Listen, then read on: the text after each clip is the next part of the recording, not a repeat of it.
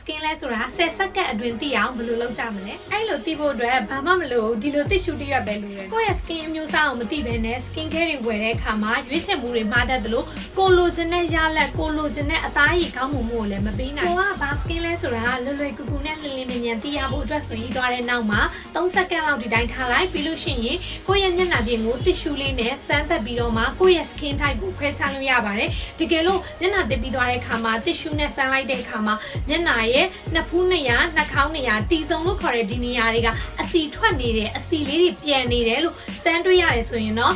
နောက်တစ်ခုကဒီပါးနှစ်ဖက်က6နေတယ်ပေါ့နော်ဒီလိုပုံစံမျိုးစမ်းပြီးမှတွေ့ရတယ်ဆိုရင်တော့ဒါက combination skin မှာနောက်တစ်ခုကတော့မျက်နှာတစ်ပြီးသွားတဲ့အခါမှာဘာမှမလိမ့်ထားပဲမျက်နှာတစ်ခုလုံးကအစီတွေပြန်နေတယ်အစီလေးတွေထွက်နေတယ်လို့ tissue နဲ့စမ်းတဲ့အခါမှာခံစားရတယ်ဆိုလို့ရှိရင်တော့ဒါကတော့ oily skin လို့ခေါ်တဲ့အစီပြန်တဲ့အသားကြီးဖြစ်ပါတယ်မျက်နှာတစ်ပြင်လုံးကအစီလည်းမပြန်ဘူး6နေရာမျိုးလည်းမရှိဘူးပုံမှန်လေးပဲ